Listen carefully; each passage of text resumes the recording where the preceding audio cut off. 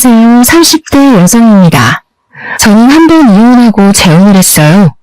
이번에 재혼하는 과정에서 아주 기가 막힌 경험을 해 들려드리고자 합니다. 세상엔 참 다양하게 정신나간 사람들이 존재하는 것 같아요. 그런 사람들은 어떻게 그리 남의 인생 갉아먹는 걸 좋아하는지 모르겠어요. 납작들도 참 두껍네요. 그런 갑갑한 사람을 하나도 아니고 둘을 만났던 제 사연 한번 듣고 가세요. 제가 재혼을 하게 됐다고 했잖아요. 현재는 전과 다르게 너무 행복한 생활을 하고 있는데요. 현재 남편과 시댁 어른들을 만나 뵐 때마다 사람은 다 제 짝이 있다는 걸 느낍니다. 얼마 전 제가 잊고 있던 끔찍한 사람들을 또 만나게 되었는데 하필 결혼식장이었어요. 결혼식장은 제가 생각했던 것보다 훨씬 더 정신없고 신경 써야 할 곳이 많더라고요. 그런 상황에서도 결코 마주치고 싶지 않은 사람들을 만났었는데요. 신부 대기실에 앉아있는데 전 남편과 전 시모가 찾아온 겁니다. 대체 그 사람들이 뭐하러 이곳에 왔는지, 그들을 발견하자마자 그렇잖아도 정신없는 상황에 더 머릿속이 복잡해졌어요. 오히려 그들을 발견한 뒤로 다른 하객들을 반겨줄 수가 없었습니다. 그 두 사람이 저를 축하하러 왔을 리 없다고 생각했는데 몰골도 진짜 그럴 만한 몰골이 아니더라고요. 일부러 저를 만나러 온 게 아니고서야 우연으로 마주칠 일도 없는 상황이잖아요. 게다가 제가 그 사람들을 한참 신경 쓰고 있는 순간 시모랑 눈도 마주쳤습니다. 그때부터 시모가 제게 집중해서 찾아왔는데요. 누가 봐도 꼬락서니가 말이 아니니까 다른 하객들까지 당황해서 우리 사이를 힐끔거리기 시작했어요. 저도 괜히 제 결혼식보다 상대 배우자에게 피해가 갈까봐 순간적으로 예민해졌습니다. 제 앞으로 냉큼 다가온 전시모를 차갑게 바라봤어요. 감히 우리 아들을 버리고 재혼을 해? 우리 집이 망한 게 다 누구 탓인데 사람 인생 망쳐놓고 너만 쏙 빠져나갈 줄 알았냐? 너도 오늘 이 자리에서 인생 바닥 한번 쳐봐라. 그때 시모가 제 머리채를 잡으려고 했습니다. 그러나 시모가 신부 대기실을 들어서기 전에 행색을 수상하게 여긴 사람들이 직원들에게 이 사실을 미리 말했었나 봐요. 그래서 직원들이 시모랑 전 남편을 주시하고 있었던 것 같아요. 시모가 제게 손을 대기 전에 다행히 직원들이 들이닥쳐서 시모를 말려주었습니다. 내가 왜 이렇게 망가졌는지 알면 당신들 나한테 이렇게 못해. 젊은 사람들이 상황을 똑바로 확인할 줄 알아야지. 당신들 엄마 일이라고 생각해봐. 당신들 엄마가 억울한 입장이라고 해도 이렇게 나올 거야? 시모가 몸부림을 치며 고함을 지르자 전 남편까지 시모를 뜯어말리기 시작했는데요. 아무래도 이 소란을 무시하기엔 무리였습니다. 남편까지 달려오고 말았어요. 이런 모습을 보이게 돼서 얼마나 창피했는지 모릅니다. 전 남편이랑 전 시모가 저 때문에 집안 망했다는 소리를 하면서 하소연을 했는데 그게 사실이었다면 제가 이렇게 사연을 쓰지도 않았겠죠. 까지 반성 못하고 저렇게 나대는 꼴이 뇌리에 너무 크게 남아있어서 소문이라도 내고 싶네요. 불과 작년까지의 일이었습니다. 전 남편과 긴 결혼 생활을 한 건 아니었어요. 1년 좀 넘게 지내다가 못 참고 이혼을 하게 된 건데요. 이혼이 오직 하나의 이유만으로 결정짓는 사람들은 없을 겁니다. 저도 그 사람들한테 쌓인 게 많았는데 그게 터져서 이혼을 한 거거든요. 기억나는 대로 말씀드려보자면 신혼여행 때가 바로 생각나네요. 결혼식하고 신혼여행 다닐 때만 해도 별다른 문제는 없었어요. 근데 신혼여행 갔다가 귀국하는 길에 면세점에서 시모 선물로 화장품 산 게 화근의 시작이 되었습니다. 선물 사갔다가 욕 들어먹었어요. 물론 받는 사람의 입장도 생각해서 선물을 하는 게 맞겠죠. 제가 시모의 취향을 모르고 정말 엉뚱한 물건을 샀다면 저도 욕먹을 만했다고 이해할 수 있습니다. 그러나 제가 사간 건 일단 대중적인 제품이었고 그리 가볍지도 무겁지도 않은 금액대였어요. 그저 빈손으로 시댁을 방문하기 좀 그래서 여행 다녀오는 김에 선물을 샀던 겁니다. 그런데 제가 시모한테 처음 들은 말이 뭔 줄 아시나요? 화장품? 너는 왜 물어보지도 않고 쓸데없이 돈을 쓴 거니? 센스 있는 며느리들은 시모 체면 세워준다고 명품 하나 해준다던데. 돈 많이 번다고 해서 득 좀 보나 했더니 씀씀이가 가난하기 짝이 없구나. 저를 타박하시더라고요. 선물도 보는 사람 앞에서 뜯어보는 것까진 괜찮지만 그 선물을 대하는 표정이랑 태도가 너무 꿀선이었어요. 그날 처음으로 시모의 욕망 그득한 모습을 보았던 거예요. 그걸 보고 아차 싶었지만 저는 이미 신혼여행을 다녀온 새댁의 처지였습니다. 아무리 선물이 마음에 안 들어도 사온 사람 생각해서 제 앞에선 조심해줘야 하는 거 아닌가요? 나이 많다고 어린 사람 앞에서 예의 안 차리는 건 옛날 방식 아닙니까? 그 와중에 남편은 눈치 없이 자기 엄마 기분 상한 것만 생각하더라고요. 너무 뭐라 하지 마. 그래도 엄마한테 잘 보이고 싶어서 신중하게 고른 건데. 다음에 명품백이라도 사주겠지. 엄마 말대로 며느리가 진짜 돈 잘 벌잖아. 제가 평범한 회사원이지만 연차가 높아서 연봉도 좀 높습니다. 공무원 아니고 사기업에서 근무하고 있었어요. 남편이랑 당연히 서로 연봉 밝히고 결혼했습니다. 제 연봉 때문에 시모가 결혼 인사하던 제게 그렇게 잘해줬던 걸로 기억해요. 제가 자기한테 돈을 많이 쓸 거라고 생각했나 봐요. 아무튼 전 그날 이후로 시모한테 감정이 꽤 상해버렸습니다. 그렇게 무례하고 이중적인 사람은 처음 봤거든요. 남편한테 시모 행동에 대해 얘기를 해도 남편은 전혀 심각하게 받아들이지 않았어요. 오히려 제가 시모 마음을 이해 못해줘서 은근 속 좁은 사람 취급을 하더라고요. 처음이니까 남편의 말에 어쩔 수 없이 납득을 해줬습니다. 하지만 그 납득도 얼마 못 가 빠르게 거둬졌는데요. 도무지 제가 이해할 수 없는 일이 일어난 겁니다. 시댁에는 시모가 한 명 있는데요. 시모가 신혼여행 다녀와서 식구들 선물로 초콜릿을 사왔거든요. 근데 자기 딸내미라 그런지 초콜릿 하나에도 엄청 감동을 하면서 기특하게 여겨주더라고요. 그렇다고 제가 무슨 말을 한 건 아니었습니다. 그저 초콜릿을 받아서 바로 가방에 넣었을 뿐이었어요. 그런데 그걸 서운하다고 하면서 시모가 은근 저를 흘겨보더라고요. 너 지금 우리 애가 초콜릿 사왔다고 무시하는 거냐? 쓰지도 못할 화장품 사와서 처박아둘 바엔 언제든지 먹을 수나 있는 초콜릿이 낫지. 그게 뭐 불만이라고 뜯어보지도 않고 가방에 쑤셔넣어. 초콜릿인 거 이미 다 알고 있는데 굳이 뭐하러 여러 개를 뜯어요. 남편이 뜯어놓은 거 한 입 먹으면 되는 걸. 그리고 제가 드린 선물이 마음에 안 드시는 거 알겠는데 대체 언제까지 언급하실 거예요? 어머님이야말로 저 무시하는 거 아니세요?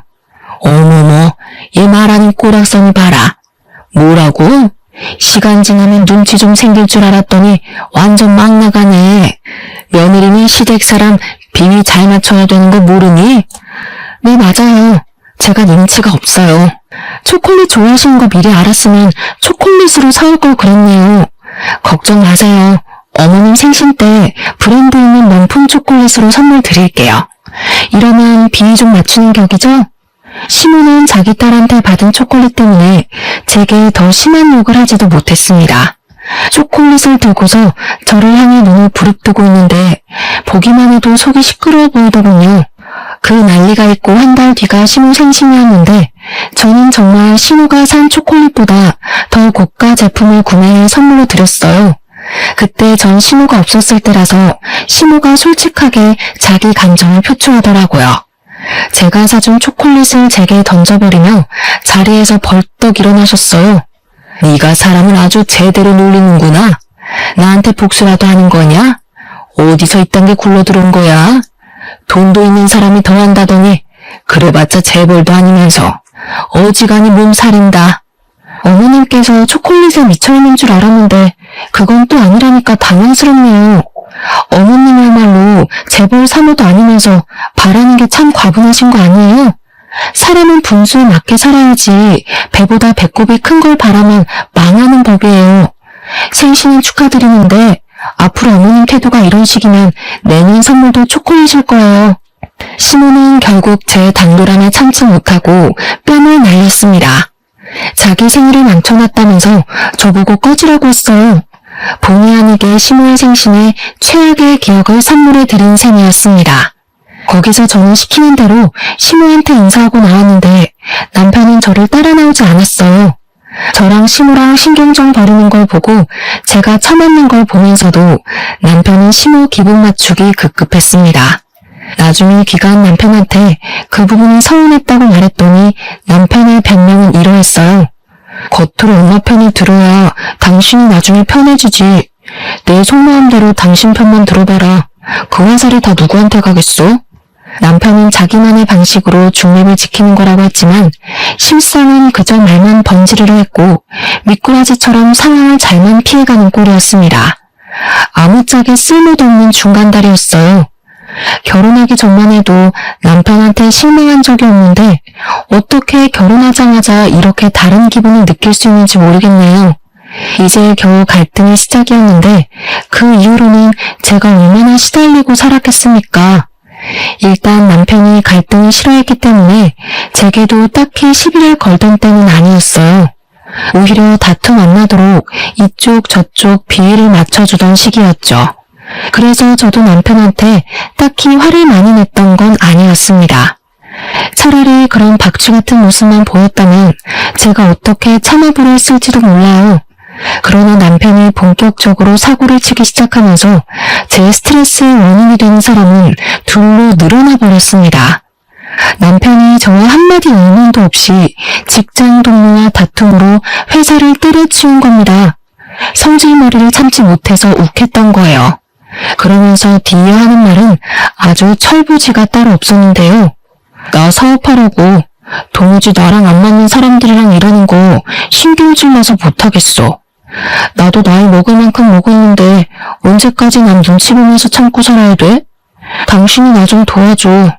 장인어른이 아파트 당신 명의로 해줬잖아. 그거 담보 잡아서 대출 좀 받자. 내가 사업 대박 터뜨려서 당신 호강시켜줄게. 정신 나갔어? 당신이 사업에 대해서 뭘 안다고 사업을 해. 그러다 더 큰일 나면 어쩌라고. 빚더미 앉은 집안 중에 사업한 사람이 대다수야. 사업이란 게 자기 혼자만의 문제가 아니잖아요. 가정이 있는 사람이 마치 잃을 거 없는 것처럼 무모한 도전을 하려고 하길래 기가 막혔습니다. 직장 동료랑 싸워서 홧김에 사표 낸 것이 잘한 일인가요? 이럴 때 기죽어서 수그리고 들어가면 직장에서 무시당한다며 떵떵거리는데 정말 한심해 보였습니다. 남편이 쓸데없는 용기 때문에 우리 가정을 위태롭게 만들 수는 없어서 저는 남편의 그 제안을 바로 거절해버렸어요. 그랬더니 남편이 시모한테 그 사실을 얘기한 겁니다. 우리 사이의 문제인데 왜 시모까지 끌어들이는 건지 모르겠어요.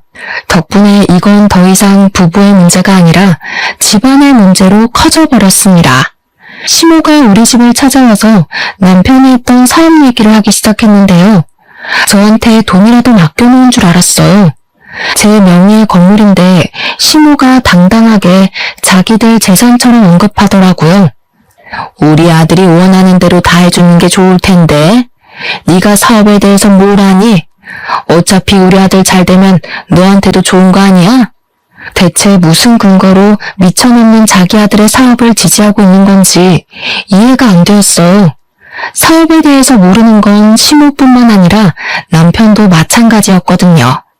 모르는 게 상책이라는 말도 있지만 사업만큼은 그런 말과 관련 없다고 생각했습니다. 그래서 시모의 설득에도 저는 그저 싫다고 거절했어요. 그랬더니 시모가 퇴근하고 나서 저녁마다 시집살이 시키려 작정하고서 저희 집을 찾아오더라고요. 남편도 시모와 같은 뜻인 입장이라서 멋대로 집 비밀번호를 알려준 거였어요. 그때부터 저는 남편과 제대로 등을 지기 시작했습니다. 제가 일방적으로 남편을 무시하려고 했어요. 저를 그렇게 압박해오면 제가 항복할 줄 아는 것 같더라고요. 그런다고 한들 사업이 누구 집 개 이름도 아니고 능력 없는 사람들 입에 오르내릴 만큼 가벼운 일이 절대 아니라고 생각했으니까요. 하지만 시모의 간섭과 고나리질이 스트레스인 건 어쩔 수 없었습니다. 저도 일을 하는 사람이니까 직장에서 받는 스트레스가 있을 거 아니에요. 퇴근하고 오면 좀 쉬고 싶은데 시모가 저를 기다리고 있으니 스트레스가 배로 끓어오르더라고요. 너무 쉬고 싶어도 시모의 주둥아리가 제 뒤를 쫓아왔습니다. 먼지가 너무 많다느니 설거지거리가 잔뜩 쌓였다느니 반찬은 왜 이렇게 부실하냐느니 말이죠. 제가 집안 청소를 안 하는 것도 아니거든요. 근데 시모는 꼭 제 손 닿을 수 없는 곳을 살피면서 이따위로 하는 것도 청소냐고 엄청 지적했습니다. 게다가 설거지는 제가 먹은 그릇들이 아니에요. 시모가 우리 집을 들락거리면서 일부러 만들어 놓은 설거지들이었죠.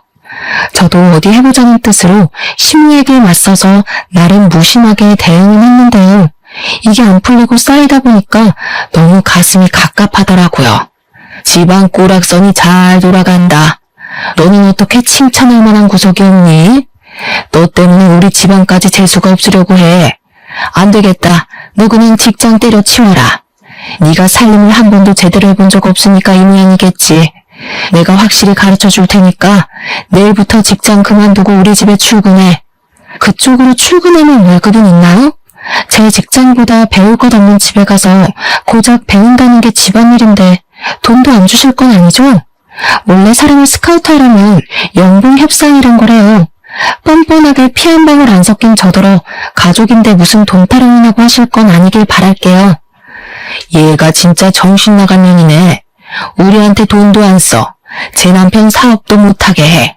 하물며 나한테 명품이라도 하나 해준 적 있니? 잘하는 것도 없고 예쁜 짓도 안 하는 것이 무슨 돈 타령이야. 시애미가 하라면 그렇게 하는 거지. 제가 앞으로 어머님을 어머님으로 안 모시겠다고 하면 그만 아닌가요? 저 어머님한테 예쁜 짓 할 생각 없고 비위도 안 맞추고 싶어요. 어머님한테 며느리로 인정받고 싶지도 않고요. 그러니까 앞으로 저한테 아무것도 기대하지 마세요. 사소 실망하기 싫으시면. 제 말에 시모가 또 눈을 부릅떠 보였는데 그거 무시하고 방으로 들어갔습니다. 안 그래도 시모가 가만히 있질 않고 따라오려고 하더라고요. 문 잠그고 쉬었어요. 안방에도 화장실이 있으니까 그곳에서 한참 씻고 나왔습니다. 방 밖에 조용한 것 같길래 문 열고 나가보니까 남편밖에 없더라고요. 제가 방에서 나오자 잠깐 외출했던 남편이 표정 굳은 채로 제게 다가왔어요. 나를 그렇게 못 믿을 거면 나랑 결혼 왜 했어? 우리가 남도 아니고 내가 무조건 성공시켜줄 수 있다니까. 왜 안 믿어줘? 나는 당신이 내조 못해도 아무 말 안 했고 우리 엄마한테 예의 없게 굴어도 최대한 참았어. 너는 네가 하고 싶은 대로 살아야 되고 나는 그러면 안 되냐? 와, 피해자인 척 잘한다. 네 말에 억울함은커녕 이기적인 내용밖에 없는데 어쩜 그렇게 손해보고 있는 얼굴을 할 수가 있어? 당신이 이렇게 연기 잘하는 사람인 줄 몰랐네.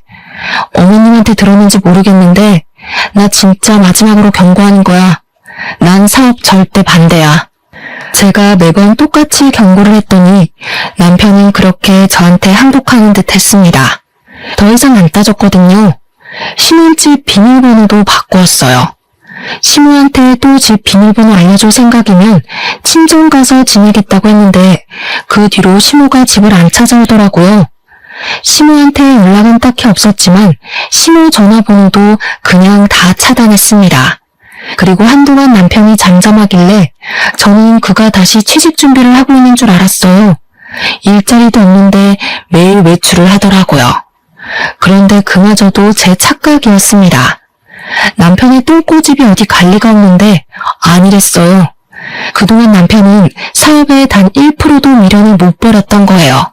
결국 사업장을 차리게 되었다고 저한테 먼저 말을 걸더군요. 무슨 돈으로 했냐니까 시모가 시댁을 담보로 접고 대출을 받았다고 하는 겁니다. 시댁 재산은 오직 아파트밖에 없거든요. 근데 비전 없는 남편한테 전 재산을 걸고 자금을 해결해 줬다네요. 벌써 사무실까지 다 꾸려진 상태로 제게 말을 하는 거였어요. 할 수 없이 저도 체념하고 들었던 것 같아요. 우선 정확하게 뭐 하는 사업인지 몰라서 물어봤습니다. 그런데 물어볼 때마다 남편이 이상하리만큼 예민하게 반응하는 겁니다. 왜? 내가 어디 음지에서 돈 벌어오는 걸까봐? 네 돈 빌려서 하는 것도 아닌데 아직도 의심이 많다? 어차피 넌 말해줘도 모르는 사업이야. 남자가 하는 일에 일일이 신경 쓰지 마. 그래, 알아서 잘해봐. 나한테 도와달라고 손만 안 벌리면 돼. 나 분명 말렸는데 무시하고 시작한 건 당신이니까 내 탓도 하지 말고. 남편은 아주 자신감이 넘치는 상태였습니다. 대체 무슨 일을 하길래 저렇게 성공을 보장하는 건가 궁금하기도 했어요. 그렇지만 더 물어보진 않았습니다. 굳이 가라앉힌 갈등을 다시 들추고 싶지 않았거든요. 그렇게 불안감만 안고서 시간을 보냈는데요. 의외로 남편 사업이 정말 잘 되는 건지 돈을 꽤나 버는 것 같더라고요. 사업 시작한 지 2달 만에 생활비만 무려 월 300만 원씩 턱턱 갖다 주는 게 아니겠어요? 이렇게 큰 돈은 어디서 났어? 정말 당신이 사업해서 벌어온 돈이야? 그렇다니까. 이제야 남편 능력 좀 믿겠냐? 앞으로 더 승승장구할 날만 남았으니까 벌써부터 놀라지 마. 우리 빚 다 갚고 나면 당신 일 그만두고 집에서 쉬어도 돼. 솔직히 남편을 많이 아팠는데 좀 충격이었어요. 정말 사업이 더 잘 맞는 사람이었나 싶었고 그동안 사업을 말렸던 제가 잘못 판단했던 거라 생각하기까지 했어요. 어떤 사업을 하는지는 그때까지도 몰랐지만 좋은 게 좋은 거지 하고 생각해서 남편이 주는 생활비를 고스란히 받았습니다. 마치 부자가 된 것처럼 행복하게 사치를 부렸고 먹고 싶은 거 다 먹어가며 펑펑 썼죠. 남편 일이 잘 풀리자 시모의 관계도 저절로 회복이 되었는데요. 시모는 저에게 남은 앙심이 큰지 마치 재벌 사모라도 된 것처럼 저한테 자부심을 부리기 시작했어요. 그게 저의 심기를 불편하게 만들었고 자기 아들 믿고 제게 함부로 하기만 하는 시모한테 점점 질려갔습니다. 그 와중에 짜증났던 건 남편이 또 시모한테 집 비밀번호를 알려줬다는 거예요. 내 아들 돈으로 펑펑 놀고 먹는다면서? 네 돈 주기는 싫고 내 아들 돈은 쓰고 싶나 보지? 그렇게 돈 좋아할 거면서 뭐하러 쌩님인 척 딱딱하게 굴었대? 앞으로 우리 아들이 돈 필요하다고 하면 군말 없이 대줘라. 알겠니? 제 돈을 왜 어머님이 이래라 저래라 하세요? 그때 돼서도 결정은 제가 해요. 그리고 사업은 길게 보는 거지 시작 때 성공했다고 쭉 성공하리란 법 없잖아요. 벌써부터 긴장 놓지 마세요. 남편이 돈을 많이 벌어다 주니까 시모 입장에선 제가 그만 꼬리를 내리고 넙죽 엎드려야 한다고 생각한 것 같아요. 저도 남편이 생활비를 많이 가져다 주면 좋죠. 그런데 그걸로 비굴해지긴 싫거든요. 그래서 저만의 소신을 끝까지 굽히지 않았던 건데 시모가 그게 마음에 안 들었나 봐요. 아들이 자기의 유일한 방패막인지 제 행동의 과정에서 남편한테 고스란히 말하더군요. 남편 역시 제 편은 아니었어요. 남편도 돈 때문에 제가 굽히고 들어오길 바랬습니다. 자기 돈 많은 걸 자꾸 내세우면서 허세를 엄청 부렸고요. 자기 엄마 무시하냐고 엄청 많이 발끈했어요. 두 사람의 갑질이 기분 나빴지만 그래도 남편이 생활비를 많이 주니까 그냥 참았어요. 그렇게 날을 보내던 어느 날이었어요. 갑자기 남편과 싸웠다던 그 직장 동료가 제게 따로 연락을 해온 겁니다. 너무 느닷없는 발신자라서 아무 생각 없이 받았는데요. 그 동료 직원한테서 놀라운 사실을 들었어요. 남편이 회사에서 잘리게 된 이유를 설명해 주더라고요. 저는 남편이 동료 직원이랑 싸워서 스스로 사표를 낸 걸로 알고 있는 상태였는데 동료 직원이 말하는 건 달랐습니다. 남편이 휴대폰으로 코인하다가 상부에 들켜서 잘렸다는 말을 하더군요. 회사를 나가서 더 자유롭게 코인을 하고 다닌다고 했어요. 알고 보니 남편이 제게 준 엄청난 생활비를 코인으로 벌어주고 있었던 거예요. 머리끝까지 소름이 돋았고 얼마나 화가 났는지 몰라요. 너무 큰 배신감이 느껴졌지만 일단 남편에게 티는 안 냈습니다. 불같은 성격의 남편이 무슨 짓을 더 할지 모르니까요. 이걸 어느 타이밍에 어떻게 밝히는 것이 좋을까 생각만 하며 며칠을 보낼 때였습니다. 어느 한날 갑자기 남편이 사업자금이 더 필요할 것 같다며 제게 2억을 요구하더라고요. 원래 더 큰 성장을 하려면 사업장을 넓혀야 되는 법이야. 지금 내 사업 한참 잘 되고 있고 더 잘 될 수 있는데 자금이 부족해서 발전이 안 돼. 그러니까 당신이 좀 보태줘. 당신도 내 능력 직접 확인했잖아. 앞으로 생활비 300만 원보다 더 갖다 줄 수도 있어. 그 말을 나보고 믿으라고. 망해서 2억이 필요한 건 아니고? 내가 분명 나한테 손 벌릴 생각하지 말라고 했지. 잘 되고 있든 말든 네가 벌인 일이니까 네 알아서 해결해. 아무래도 남편이 코인 때문에 돈을 잃은 것 같았습니다. 동료 직원한테 그 말을 안 들었다면 빌려달라는 남편의 말에 응했을 수도 있어요. 실제 남편의 사업이 잘 되고 있는 줄 착각했을 테니까요. 하지만 제가 남편의 숨겨진 비밀을 알고 있잖아요. 제 돈까지 다 날려버릴 게 안 봐도 뻔한데 어떻게 주겠습니까? 이 사람들은 왜 돌아가면서 제 돈을 그렇게 탐내는 건지 모르겠는데 제가 남편의 자금 사정을 또 모른 척하자 또 신호가 저를 찾아왔습니다. 이번엔 집에 들어서자마자 들고 있는 가방으로 제 머리통을 후려치시더라고요. 내가 너처럼 말 안 통하는 인간은 처음 본다. 우리 아들이 그동안 벌어다 준 돈이 얼만데 생각 없이 받아 처먹을 때는 좋아 죽더니 도와달라고 하니까 또 내 아들을 무시해? 도와주기 싫으면 내 아들이 준 돈 다 토해내. 누가 들으면 그 많은 생활비 저 혼자 쓴 줄 알겠어요.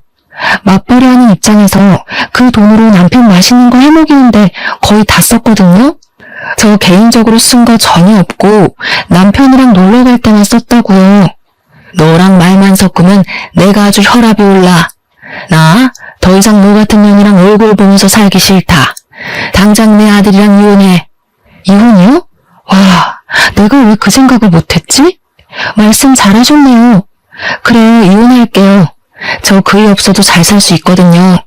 이혼은 생각도 못하고 있어서 혹 2개 달고 평생 어떻게 사나 고민 많았는데 해결책 추천해줘서 감사해요. 어머님께서 주는 마지막 선물이라고 생각할게요. 시모는 제가 이혼이란 말에 항복이라도 할 줄 알았는지 어김없이 당황하는 모습을 보였어요. 저를 이 정도 겪었으면 그런 협박이 안 통하는 것 정도는 알 줄 알았는데 아닌가 봐요. 그렇게 원하는 이혼을 해주겠다니까 시모는 결국 더 말하지 못하고 씩씩거리기만 하다가 돌아갔습니다. 그리고는 자기가 알아서 1억을 더 담보대출 받아서 해줬어요. 대단한 아들 사랑이라고 생각했습니다. 저는 빚더미 앉기 전에 그만 이 집에서 도망을 가는 게 좋을 것 같았어요. 그래서 남편이 시모한테 이혼 얘기 전해 듣고 왔길래 번복 없이 미리 준비한 합의서를 건네주었습니다. 그래, 잘 됐네. 나도 나 이해해주는 돈 많은 여자 만나서 재혼할 거야. 나중에 나 놓친 거 땅을 치면 후회하게 될 거다. 남편의 원망을 기분 좋게 들어준 저는 그대로 깔끔하게 합의 이혼을 하였습니다. 제가 정말 아쉬운 것도 없고 싫은 소리도 안 하니까 남편은 그게 더 얄미워 보였나 보더라고요. 갑자기 저한테 바람만 나는 소리를 하대요? 생각하는 것도 딱 네 수준이다. 뭐라도 소송하고 싶어서 그러는 거면 한번 돈 들여서 뒷조사를 보던가. 어차피 헛다리일 텐데 굳이 소송비 날리지 말고 지금이라도 아끼는 게 좋지 않겠어? 제 말은 전 남편도 인정하는 부분이었습니다. 저를 따로 소송할 생각은 없어 보였어요. 아무튼 저는 그제야 지긋지긋한 돈 타령에서 벗어날 수 있었습니다. 생각보다 깔끔한 이혼이어서 만족스러웠어요. 이혼을 하는 순간에도 시모는 얼굴을 비추지 않았는데요. 아무래도 자존심 때문에 제게 인사 따위 하고 싶지 않았나 봐요. 끝까지 며느리로 인정 안 한 거나 마찬가지겠죠. 그러거나 말거나 어떻게 생각하든 더 이상 제 삶에 그들을 끼워넣고 싶지 않았어요. 이제 다시 솔로의 삶을 얻었으니 행복할 일만 만들고 싶었습니다.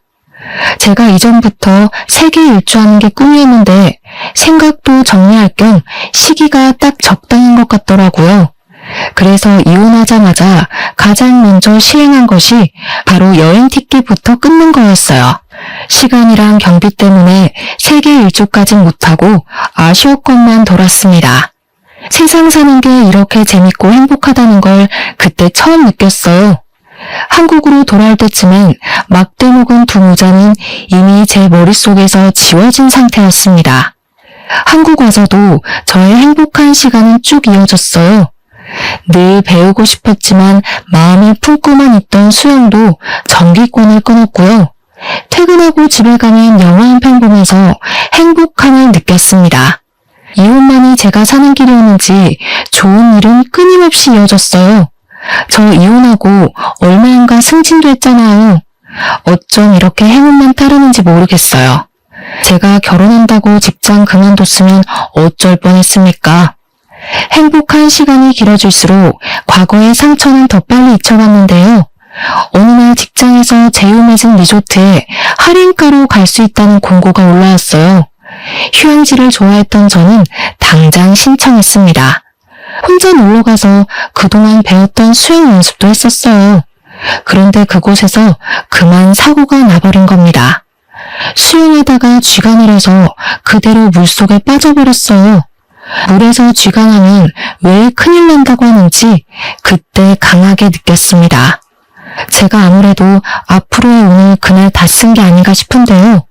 제가 빠진 순간 저 혼자 있었던 게 아닌지 어떤 남자가 저를 바로 구해주었어요. 그런데 거기서 끝난 게 아니라 그 남자와 의외의 인연이 돼서 통성명을 하게 되었습니다. 대화를 하다 보니 알게 된 건데 그 남자는 한 회사에 사장을 하고 있는 사람이었어요. 아빠한테 회사를 물려받은 지 2년이 되었다고 하더라고요. 저랑 또래였는데 벌써 오늘 자리에서 큰일을 하고 있다니까 존경스러웠습니다. 그 뒤로 여행하는 동안 그 남자와 연락을 많이 했어요. 솔직히 그 남자가 무슨 마음으로 그러는지 알겠더라고요. 그의 마음이 좀 부담스러웠는데 그건 지난날의 상처가 떠올랐기 때문이었어요. 두 번 다시 남자를 사귀고 싶지 않았거든요. 혼자가 편하다는 걸 알았고 결혼은 제게 아무짝에 쓸모없는 문화라는 것도 알았으니까요. 그래서 제 마음을 솔직하게 말씀드렸어요. 하지만 그 리조트 남자분이 쉽게 물러나질 않더라고요. 자신이 은인이라는 이유로 계속 밥 한 끼 하자며 연락을 지속했습니다. 원래 은인이랑은 평생 가야 하는 거라는 농담까지 하면서요. 저보고 친구로만 지내도 좋으니까 연락만 하자길래 할 수 없이 만남을 이어갔죠. 그렇게 마지못해 연락하다가 마음이 움직여서 연애까지 하게 된 겁니다. 사귀기까지 한 2년은 걸렸어요. 그동안 기다려준 남자에게 감동한 부분도 있어서 마음이 움직였던 것 같네요. 그분은 제가 이혼한 여자라고 해도 개의치 않아 하더라고요. 그것도 좀 신기하긴 했어요. 그리고 그 남자도 한 번 갔다가 온 남자라고 했습니다. 전처가 의부증이어서 이혼했다고 하더라고요. 차라리 잘 됐다고 생각했어요. 저만 이혼의 입장이면 남자한테 너무 미안할 것 같았거든요. 서로 이혼의 상처를 보듬어줄 수 있으니까 제 마음이 더 열렸던 것 같습니다. 그렇게 연애 2년 만에 갑자기 이 남자와는 진짜 잘 살 수 있겠다는 마음이 들었어요. 정말 위험하게도 결혼의 감정이 들었다는 거죠. 취미생활도 비슷했고 제가 뭘 하던 전부 이해를 해주니까 한 번도 느껴본 적 없는 다정함을 많이 느꼈습니다. 그 남자 옆에 있으면 마음이 저절로 따뜻해졌어요. 그리고 무엇보다 시부모님이 사업체를 이끄는 사람이다 보니까 재산도 꽤나 있으셨고 가정이나 노후도 탄탄하게 대비가 되어 있는 분들이라 다른 걱정이 없었습니다. 그걸 남자가 더 많이 어필해줬어요. 저한테 아무것도 하지 말고 몸만 오라고 하더라고요. 손에 물 한 방울 안 묻히게 한다는 약속은 못하겠지만 2번이나 같은 상처 받게 하는 일은 절대 없을 거라고 약속까지 해주었습니다. 시집와서 알콩달콩 살아보자는 남자의 말에 저는 끝내 재혼을 결심했어요. 생명의 은인이 제 남편이 된 거죠. 그리고 결혼을 준비하는 과정에 축복이 찾아왔는데요.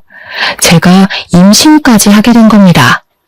그렇잖아도 재혼으로 축하받고 있었는데 완전 겹경사였어요. 무엇보다 시부모님이 가장 크게 축하해 주셨습니다. 저보고 고생했다면서 외제차를 한 대 뽑아주는 거 아니겠어요?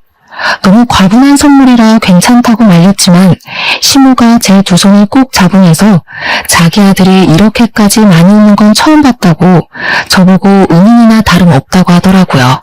남편이 이혼하고서 몸도 마음도 많이 상했었나 봅니다.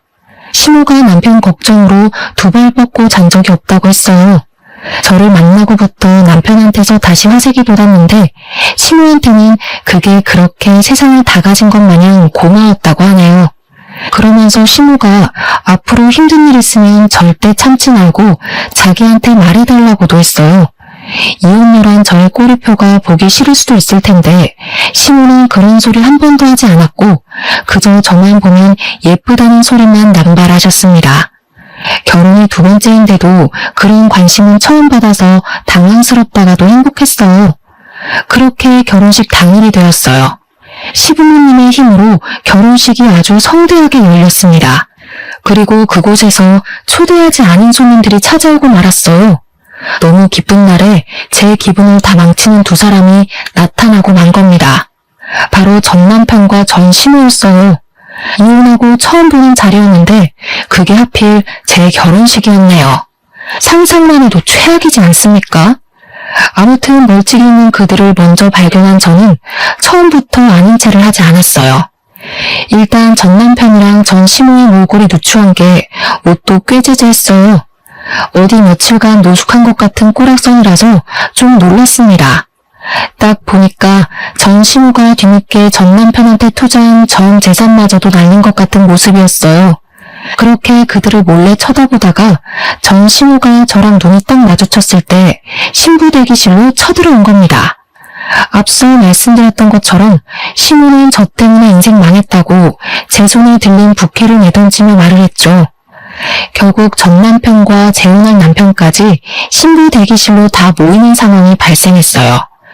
남편에게 이 꼴을 안 보이고 싶었는데 얼마나 수치스러웠는지 모릅니다. 남편은 제게 왜 그러냐고 이 사람들이랑 무슨 사이냐고 묻길래 저는 솔직히 말해줬습니다. 내 전 남편과 전 시모라고 말이죠. 그러니까 제 사정을 다 아는 남편의 인상이 세게 구겨지더라고요. 남편이 전 남편한테 한마디 하려고 했는데 그 순간 아무 말도 못하고 다시 입을 닫아버렸습니다. 남편은 전 남편이 아닌 전 시모를 한참 보면서 무언가를 떠올리는 표정을 하였어요. 그러다가 생각하려던 게 떠올랐는지 남편이 저한테 귓속말을 하더라고요. 우리 회사 화장실 청소하시던 아주머니 같은데 내가 이력서 보고 뽑았던 기억이 있어. 남편 얘기를 듣자마자 말도 안 되는 소리라고 생각했어요. 남편이 다른 사람이랑 착각한 게 아닌가 싶었습니다. 왜냐하면 전 시모는 허리가 안 좋다며 집에서 쉬기만 하는 사람이었거든요. 절대 나가서 굳은 일을 할 위인이 못 됩니다. 전 남편이 일자리 잘려서 생활비랑 용돈이 없을 때도 절대 바깥일을 안 했던 사람이었어요. 그런데 청소라니 당연히 남편이 착각했다고 생각했죠. 하지만 전 시모 반응은 좀 눈길이 갔습니다. 눈에 띄게 남편을 모른 체하려고 하더라고요. 그때 남편이 제게 귓속말로 쐐기 박는 소리를 했는데요. 아니야, 맞네. 아들이 코인으로 쫄딱 망해서 노숙하고 있다고 제발 도와달라 그랬었어. 담보대출을 많이 해서 집을 잃었다고. 얼마나 사정했는데 그때 저 아줌마 보면서 참 불쌍한 인생이라 생각했었다고. 남편의 말이 맞았어요. 역시 그 두 사람은 코인 때문에 재산을 날려서 알거지가 된 거였습니다. 도무지 방도가 없던 전 시모가 결국 자기 고집을 꺾고 일자리를 구했나 봐요. 나이 70살 먹었어도 돈이란 건 죽을 때까지 없어서는 안 되잖아요. 허리도 안 좋은 전 시모는 어쩔 수 없이 아들 대신 생활비를 벌고 있는 사정이었던 거예요. 그게 하필 남편을 회사라는 것이 정말 기상천외한 일이었습니다. 저랑 남편이 계속 속닥거리자 전 시모가 뿔이 났는지 제게 또 한 번 소리쳤는데요. 남편이 제 앞을 든든하게 막아주고 있어서 무섭진 않았습니다. 우리 아들은 피눈물 흘리는데 넌 아주 낯빛이 좋다. 어디서 남자 하나 후려서 인생 펴볼 작정인가 보지? 내가 내 아들 인생 망치면 행복하도록 가만둘 것 같니? 넌 잘못 걸렸어. 내가 뭔 짓을 해서든 네 인생도 우리 아들처럼 만들어줄 거야. 왜 남 탓이세요? 그쪽 아들 그렇게 된 건 그쪽 탓이잖아요. 그쪽이 돈에 미쳐가지고 되지도 않은 사업하겠다는 아들한테 투자만 안 했어도 노숙 신세는 안 됐을 거 아닌가요? 그래, 말 잘했다. 너 우리 아들 코인인가 뭔가 하는 거 알았던 거지? 그래서 우리한테 복수하려고 몰래 쏙 빠져나갔냐? 미리 알았으면 뜯어말릴 생각을 해야지 어떻게 홀라당 집까지 팔아먹게 만들 수가 있어? 부부였으면 그 정도 책임은 같이 져야 되는 거 아니니? 잘 되면 내 탓, 안 되면 남 탓하는 건 여전하시네요. 그래서 제가 하지 말라고 말렸던 거 기억 안 나세요? 그때도 사람 하나 잡아먹을 것처럼 돈 달라고 소리 지르더니 된통 당해보니까 대체 왜 그랬을까 싶어요? 저 복수한 거 맞아요. 하도 모자가 말귀를 못 알아듣고 허황된 꿈에 미쳐있길래 제발 정신 차리라고 현실 좀 경험하게 해줬을 뿐이에요. 대신 앞으로는 사업 안 할 거잖아요. 좋은 경험 배운다고 생각하세요. 그때 전시모가 바닥에 떨어져 있는 부케를 냉큼 줍더니 저한테 던졌습니다. 그걸 남편이 막아주지 않았다면 얼굴을 맞았을 거예요. 남편은 날라온 부케를 붙잡고서 전시모한테 성큼 다가갔어요. 그리고는 제게 귓속말로 얘기했던 사실에 대해 물었습니다. 청소 아주머니 맞죠? 저 모르겠어요? 아줌마가 하도 무릎 꿇고 빌길래 제가 취직시켜준다고 했잖아요. 평생 은인으로 모시겠다고 하더니 은인 얼굴도 못 외우고 은인 결혼식 망치러 온 거예요? 뭐? 이 사람은 무슨 소리를 하는 거야? 저런 년 인성 하나 못 알아보는 사람을 은인으로 둔 적 없거든요. 그럼 확인시켜 드릴게요. 오늘부로 해고니까 이제 출근 안 하셔도 돼요. 근로법에 신고해도 소용없어요. 그동안 같이 일하신 분들이 아줌마 일 더럽게 못하고 지각을 밥 먹듯이 한다고 하소연 많이 하더라고요. 근로자가 문제는 노동협회에서도 사장들 손들어주는 거 알죠? 그제야 전 시모 얼굴이 새빨개지더니 안절부절 못했습니다. 남편한테 싹싹 빌고 싶은데 제가 있어서 체면을 차리는 것 같았어요. 결국 한마디도 못하고 전 남편을 데리고 도망가 버리는 거 아니겠습니까? 자기도 쪽팔린 줄은 아닌가 봐요. 그 초라한 뒷모습을 보는데 제가 미처 해결하지 못했던 채증이 이번에 싹 내려가 버렸네요. 그날의 그 모습을 마지막으로 더 이상 둘을 만난 기억은 없습니다. 남편 말로는 전 시모가 알아서 회사를 그만뒀다고 하더라고요. 역시나 제게는 자존심을 굽히고 싶지 않나 봅니다. 생계가 어려운 와중에 체면이나 생각하다니 아직도 정신 못 차린 게 분명하네요. 아무튼 저는 남편의 제안으로 휴직을 일찍 내고 집에서 쉬고 있는 중이에요.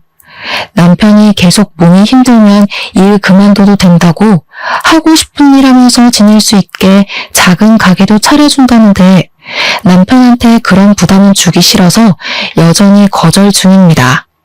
어쨌든 제 인생의 원인을 도려내니까 이렇게 행복할 수가 없어요. 역시 사람은 저마다 짝이 있는 것 같습니다. 다들 함께하는 사람이 꼭 영혼의 짝이길 바라요. 그럼 이만 끝내겠습니다. 감사합니다.